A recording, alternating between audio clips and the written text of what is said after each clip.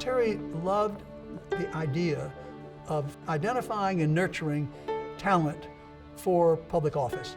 When he came to Duke, one of his first priorities was education for public service.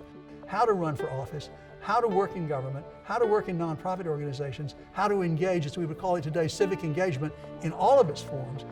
Today we commit Duke to show the way for the education for all those who are to become the creative leaders of society. From the very beginning, the idea was to create an entity here at Duke where students not only got the analytic tools to figure out what the options for public policy were and the theory, but they also got to understand how public policy affects living human beings. Joel called me one day and said that I should stop complaining about political science and do something useful. And I said, what would that be? And he said, well, help me build a program in ethics. People said, well, how come? You know, you're a liberal political activist, you've gone to the South, you've gone to a private institution in the South. I began to say, well, you know, there's work for me to do at Duke. And that work was the work that Terry Sanford meant for us to do and that Joel Fleischman meant for us to do. This was to be a teaching program. We want to promote people who are both research stars and people who care about teaching. I hope to demonstrate that the lessons that we can pull from history can be very valuable in contemporary policymaking.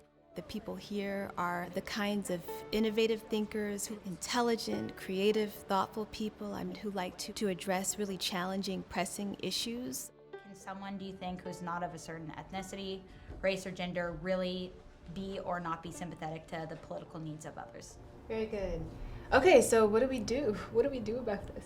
I think the students are committed to making a difference, and so it's just a really fantastic place to be a part of. Classes show you what's important in the concepts and stuff, but you can't really understand them until you get outside of Duke, where the world is messy, things don't work according to a plan or a flow. Applying some of the concepts you learn in class to scenarios where it's just there is no order, there's more like disorder.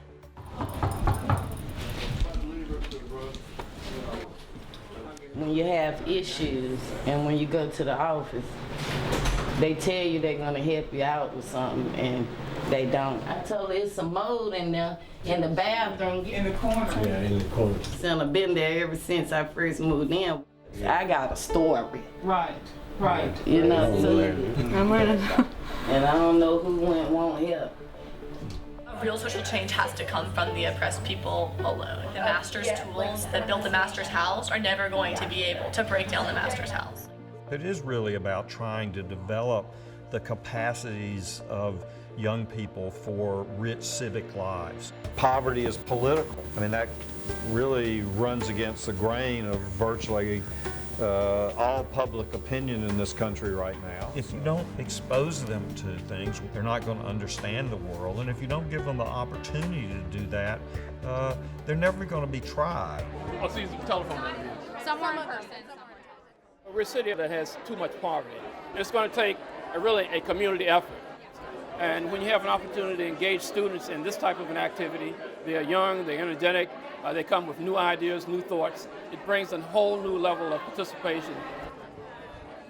For me growing up, I always felt like Durham and Duke had a very separate, they sort of occupy two different spheres. I think that there are steps being taken right now just to have students engage with the city that they're in and try to break down those barriers. DC is a spin-off of the North Carolina Fund during Terry Sanford. There's something actually quite refreshing when you realize you are part of a larger context or collective, that you're all starting to head towards a common purpose, common work, common project, which is a lot of what our leadership work is involved with. I have a feeling of great optimism toward young people, but they ought to remember the first three words of the preamble of the Constitution, we the people. If we the people are not going to do all of this, who is? Risk-taking is not valued the way it should be when we're trying to get to answers for really hard problems. There's less commitment than there used to be to working together to find the right answers on things. And bringing people together is really what it's all about. Great leaders, they're learning. They don't think they know it all. They're learning all the time. Terry Sanford taught us. He taught us about who we were, how we could work together, and make big things happen.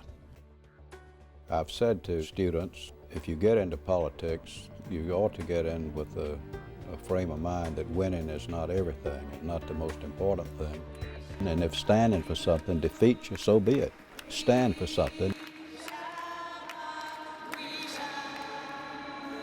Anybody graduating from the Sanford School ought to leave understanding that they've got that wind at their back.